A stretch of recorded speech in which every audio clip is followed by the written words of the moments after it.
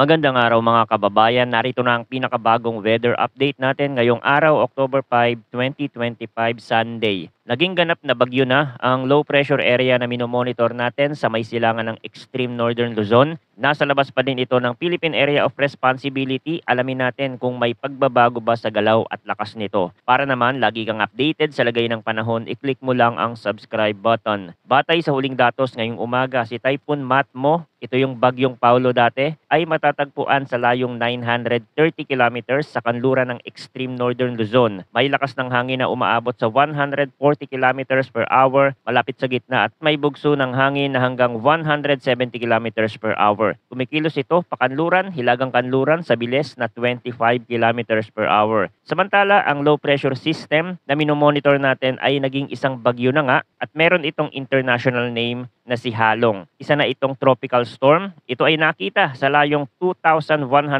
kilometers sa silangan ng hilagang silangan ng extreme northern Luzon. Taglay ang lakas ng hangin na 65 kilometers per hour, malapit sa gitna at may pagbugso ng hangin hanggang 80 kilometers per hour, habang patuloy na kumikilos pakanluran sa bilis na 10 kilometers per hour. Sa magiging lagay ng panahon natin ngayong araw, asahan ang maulap na kalangitan na may kalat-kalat na pag-ulan at thunderstorm sa lalawigan ng Palawan dahil sa epekto ng southwest monsoon. Dahil dito, posible ang mga flash floods o landslide, lalo na kung magpapatuloy ang katamtaman hanggang malakas na ulan. Para naman sa Metro Manila at sa nalalabing bahagi ng bansa, bahagyang maulap hanggang maulap na kalangitan ang mararanasan na may mga pansamantalang pag-ulan at thunderstorm dulot ng localized thunderstorm. Paalala sa lahat na posibleng magkaroon ng biglaang pagbaha o pagguho ng lupa tuwing may malalakas na thunderstorm, kaya't mag-ingat po tayo lalo na sa mga mababang lugar. Sa kondisyon naman ng hangin at karagatan, para sa kanlurang bahagi ng northern at central Luzon, inaasahan ang katamtamang lakas ng hangin na magmumula sa timog hanggang timog silangan na magdudulot ng katamtamang kondisyon ng dagat na may taas ng alon na 1.2